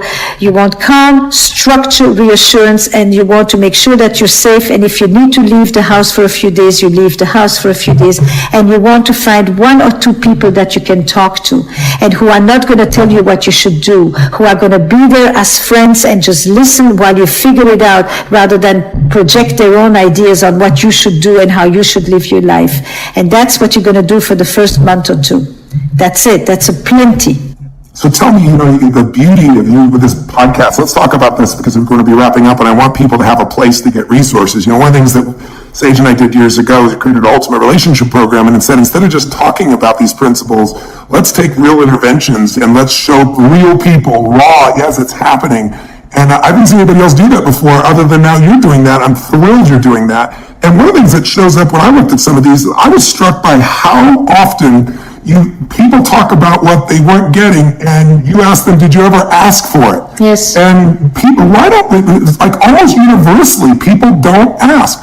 I'm going to give you 2 questions. Why don't we ask, and then we've talked about this, what are the 2 or 3 things you must not do in this situation? What are the 2 or 3 most important things to do in this situation? And I'm going to lead you to the final question, which is, can real greatness come, of goodness come from healing an affair?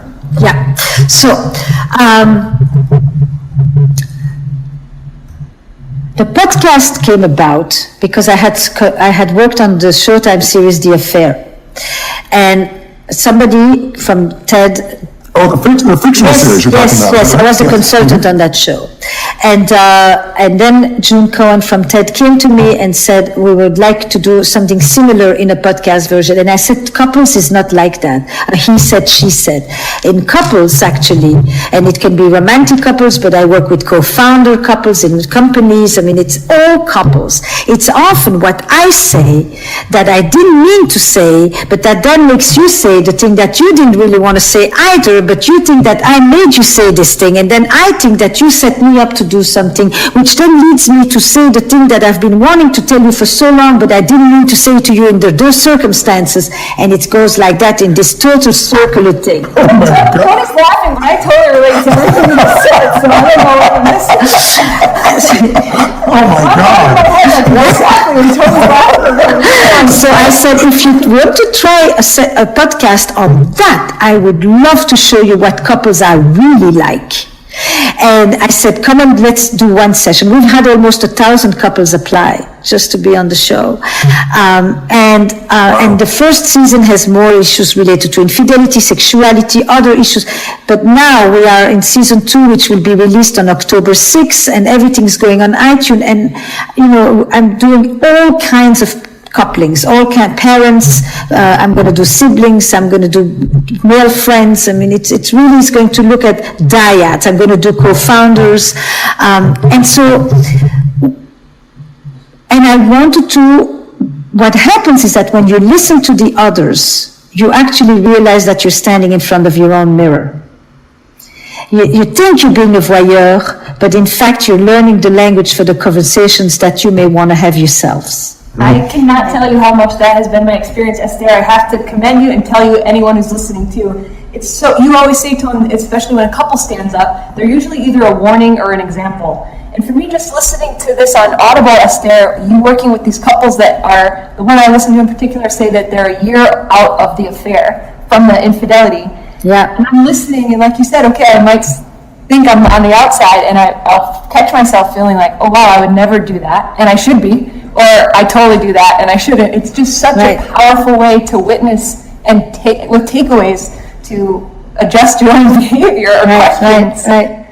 So where should we begin is really that. It's that original audio series in which I would love for you, without having gone through the same experience, to get the universal message.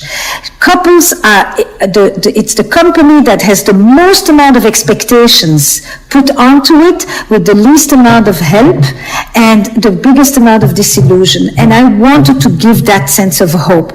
These people come in, they spend 3 hours with me, they come in with one story, they leave with another. And when you listen, I want you to be able to change your story. And like you, Tony, I often say the story describes what you go through, but it also shapes what you go through.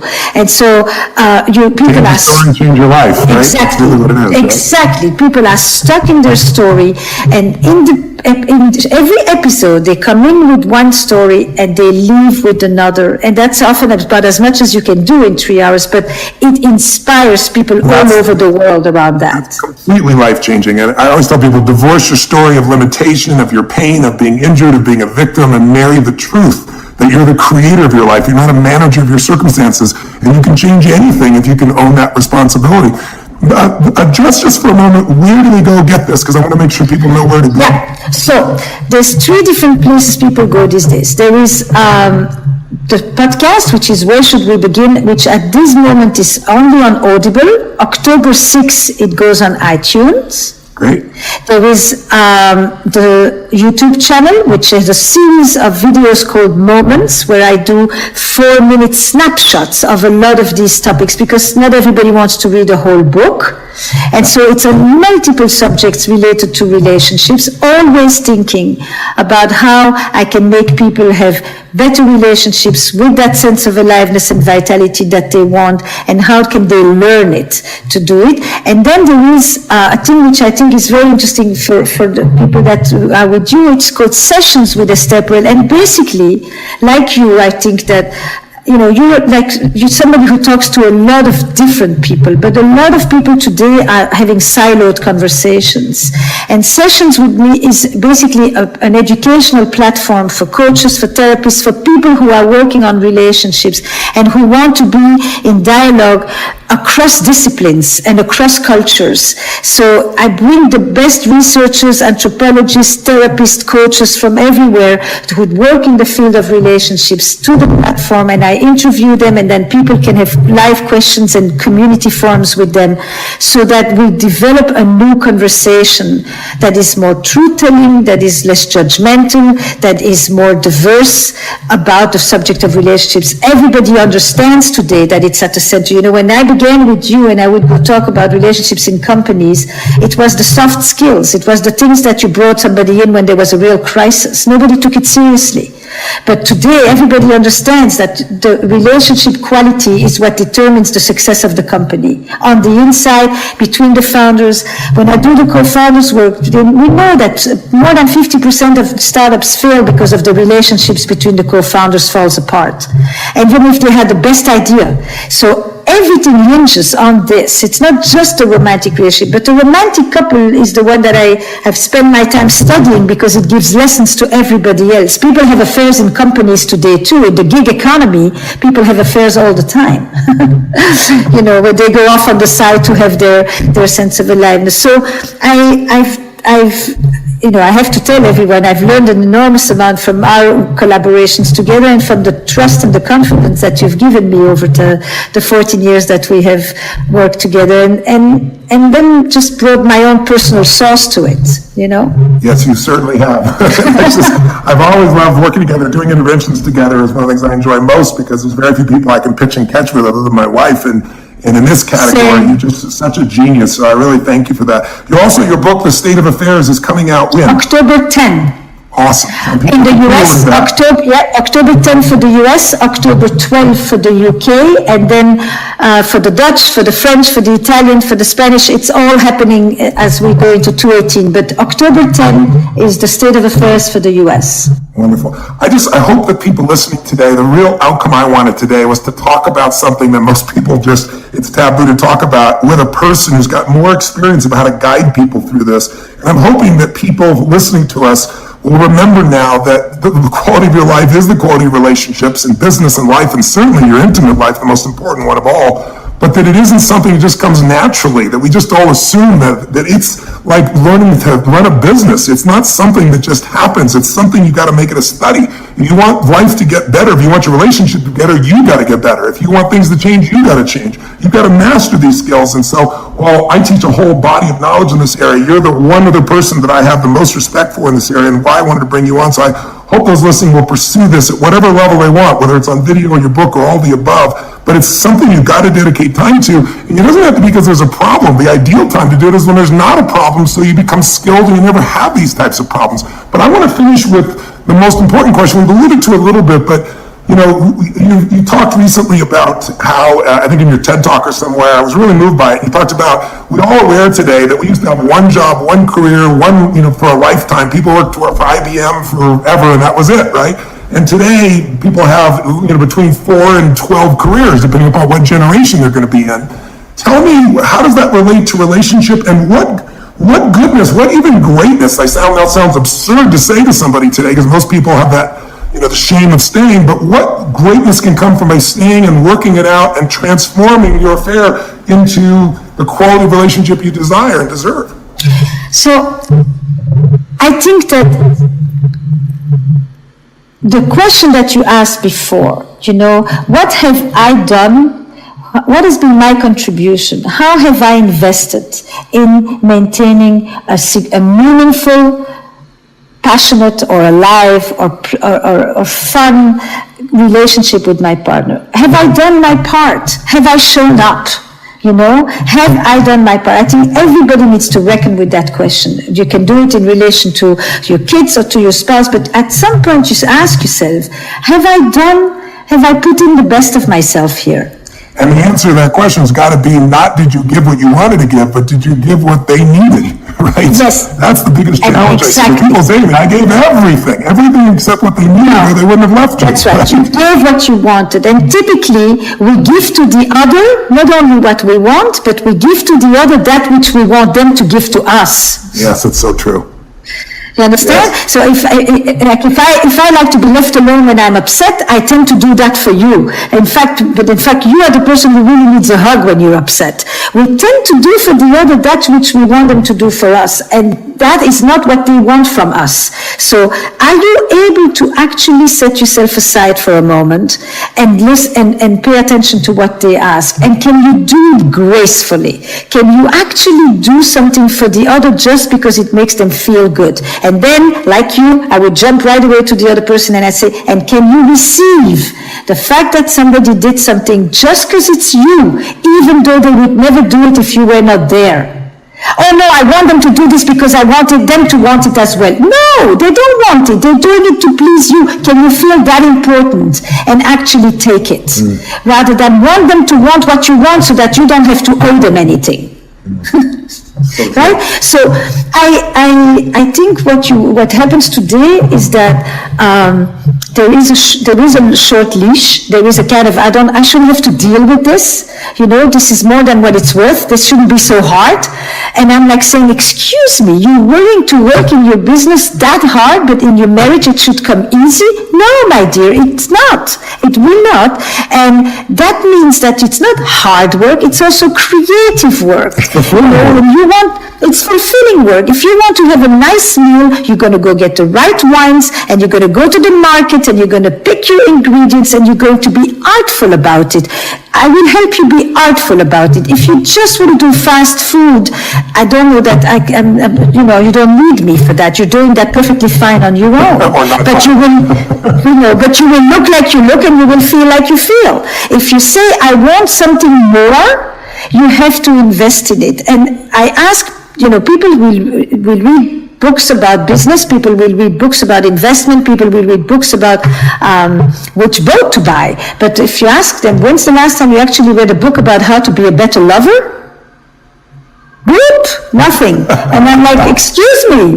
And you're surprised? And bring the best of you, and then we will start having it. Then we get something to talk about. And I'll help you get the best of you and put out the most of you when it comes to your relationship, so that you will not lie there and know ultimately, when you reckon with your truth, that you just did it half-fast, that you tried to get away with it, that you did the bare minimum. Because you do the bare minimum, you're going to get the bare minimum. Your children will know it, your friends will know it, and your spouse will know it. The only person who can actually leave is your spouse and your friends. Your children can't leave as easily. They may ultimately. Do better. Show up. Show up. And I've never known someone who ultimately, when they do the right thing, feels bad about it. Yeah, no kidding. And wishes they hadn't. There is integrity and passion. And what happens in passion, and this is a very interesting thing in affairs as well, is that while a person is lying to their partner, they often feel that they are for the first time experiencing truth with themselves. You've got these two things happening at once. It's like so I would say, stop being a pleaser, ask for what you want. And when you ask, you may have to accept a no. And you may have to accept that sometimes a person will be hurt by it. And then you will know that you really are fully invested in the relationship, that you're not just avoiding conflict and in the end you resent it, but you do what the other one wants and you hope that you get your reward for having been good. Don't be good. What good or greatness can come out of a healed affair? Tell me that, because you've dealt with so many and seen it. Tell me what's the beauty that can come from it if people stick it out and break through. It's your line. It's your line. What if the worst day of your life became the best day of your life? That's your line, right? It's exactly that. It's that day when you thought everything just fell apart. I mean, everything falls apart. You think, because it's one thing not to know your future and to know that the future is unpredictable, but it's another thing to suddenly question your past and to think that you can no longer rely on anything that you thought was, and you question everything. So from that place, when people really begin to heal and they rebuild, they actually become a new marriage inside this relationship. And it's not just they stay together because they don't want to split, and it's not they stay together and they never talk about it. It's they actually start to say, what can we learn from this? How are we going to turn this crisis into an opportunity? What does it tell us about the stuff that we let go by the wayside, the stuff we neglected, the laziness we took on, the complacency that became ours? And now they begin to really be intentional and diligent about it. And people will tell you, it's less when my partner cheated on me. It becomes when we had a crisis. 10 years ago we had a crisis. It becomes a we crisis, and it becomes our crisis, which we took as an opportunity to say, you know what, I really like this person, but our relationship is in dire need of a tune-up or a complete new piece. And we worked on this and turned it around. We became attentive to each other in ways we had never been. We changed the power dynamic. We changed the financial issues. We changed the sexual relationship. We started to listen to each other in a whole different way. We showed up for each other. And from that place, they tell you, this was the worst thing that happened to us, but it just took us to a place where our relationship is better than it ever was before. That's what they tell you. That's beautiful. And that can only happen if it's not moralistic, it's not judgment, because you can't influence anyone, you can't understand anyone, you can't appreciate anyone while you're judging them. And the ability to take that responsibility and to dig into all our sides, I think is the most beautiful thing that you teach, because without that, you have nothing but lies. You have lies to yourself, thinking that it's all someone else, everything. I always tell people, you want to change another person, change yourself. Because we're all in a cybernetic group. If I come to you the same way every time, you're going to predictably come back to me. But if I can respond in completely different ways, that's the power. It's not changing your partner, it's changing yourself. And I think if we can understand each other, appreciate each other, dig underneath each other, stop the blame, and say, listen, what's my part? What's our part? And I love this we crisis. Boy, that is beautiful. And those couples, I've met them too, their relationships are stronger. It's the old, burnt out metaphor, but it's been said so many times because it's true. It's like a part of your body. When the bone breaks, where it heals becomes one of the strongest bones in the body. The same thing happens with the relationship with its nature. And I'm so glad that you are doing this work and putting out your book and giving people this vision, because too many people are hurting too deeply, and they're looking outside themselves for coaching from people that also don't know how to find the answer. It's like I always tell people, you don't want to go to a doctor that's ill, somebody that smokes, somebody's broken up, tell you what to do, or go to a psychiatrist that's, on Prozac, and people do it all the time, or go to somebody who's, broke financially, but they're giving you financial advice. It's like, this is the beauty. You've really studied the best patterns out there, and you've brought the truth to people, and the truth can set everyone free. So I hope people are inspired by this session, I'm excited to see you. We're going to see you again in Maui here with our Platinum Partners in October, so I'm looking forward to that again. Yes. As we're going to leave, is there anything you've not shared that you want to leave as a final note? Because I know I got you on your airplane here. I think I've taken you over your time. I don't want you to miss your flight. So I'll add two things that are important in this remake, but it's all in the book as well, is this. When you ask a question, don't go for the sordid details. Don't ask the detective questions. Ask the investigative questions. Ask the ones that help you understand who your partner is and what this will represent for the two of you. That separation is so crucial. It doesn't matter how many orgasms the other person had, or if the scarf cost her 300. It's bad. That's it. It will be worse than what you thought anyway. Don't worry about that. So I can tell you, and no matter what you ask, there is more. There is more that you will never know, always. Trust is a leap of faith. Trust is an active engagement with the unknown. This is what happens when you meet a partner in the beginning, and this is what happens when you rebuild a relationship after an affair. You trust as an active engagement with the unknown. That's a Rachel Botsman quote, a great woman who talks about trust. And the second thing is, and now I forgot what the next thing was going to be. I'll plant a seed while you're thinking. I always tell people there's two forces, fear and faith. What's the difference? They're both imagination, because nobody knows what the future is going to really hold in any situation, right? You can do everything right, and the person you love could die, you could be caught in an accident, you could be killed, you could have cancer. But the difference between fear and faith is they're both imagination, but fear is imagination undirected, where you let the environment run you. It's like weeds, it grows automatically. Faith is deciding to be certain, even though there's no evidence. And we're born with faith. It's not a learned skill. You can learn it as well, but I always tell people, how do you drive down a freeway, or not even a freeway, how about a road where there's nothing but a yellow dotted line to divide you from crazies that are going at you at 60, 70, 80 miles an hour, and every single day people get killed. Every single day somebody falls asleep or they're drunk and they come across the line. So how do you leave the house? Because you were born with faith, because you know without faith, there is no future. Without faith, you'll never have what you desire. Without faith, you'll never be able to create anything. And creating faith in the middle of uncertainty is what leaders do. And people that listen to this type of podcast are those types of individuals. So I'm calling to them, saying, bring the certainty that you use in sports, or use in business, or use to lead, or use with your children. Bring that to this situation, and you can make it stronger than it's ever been before. But if you allow fear to dominate you instead of faith, then there's nothing that's going to make anything last in your life long term. You'll just leave this relationship only to find yourself in a new bag of challenges than the next one, or finding yourself alone because you're afraid to re-engage. Beautifully said. And I love our conversations, and I want to continue the conversation with all of the people that are listening to us here today, and that means you find me on all the social channels as well. I think that this is a time in the world where listening has become crucial, because people are not listening to each other nearly enough, and everybody's talking pretty much in echo chambers. And listening to your partner at a time when things are the most polarized is your biggest challenge. But when you can do that, you have really demonstrated your ability to enter into the shoes of another person. And there is nothing bigger to expand yourself than the ability to also be able to stop thinking about yourself for a minute.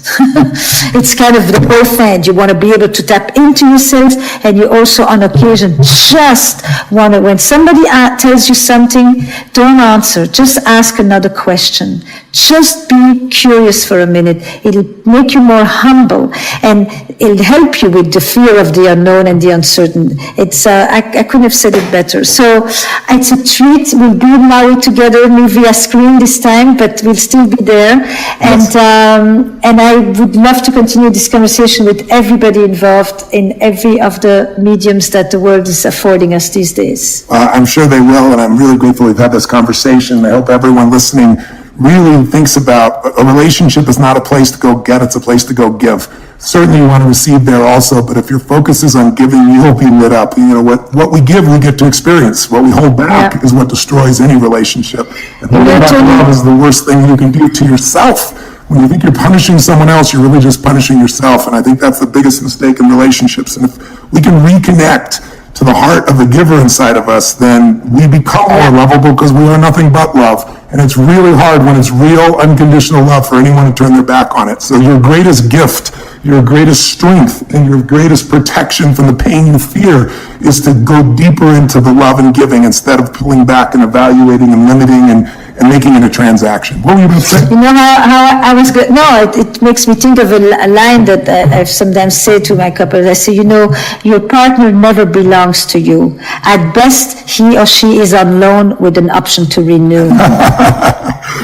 So make yourself worthy of renewal, for God's sakes. Exactly. Esther, we love you dearly. Thank you for taking the time with us. Enjoy your flight. We'll see you. We'll be talking to you in October in Maui with a class. Wonderful. Big kiss to both of you. Bye-bye. Bye-bye. The Tony Robbins Podcast is directed and hosted by Tony Robbins and Mary Buckheit. Carrie Song is our executive producer. Strategy and distribution by Anna Jorg and Tyler Culbertson. Jamie Carvajal and Adriel De La Torre are our digital editors. Copyright Robbins Research International.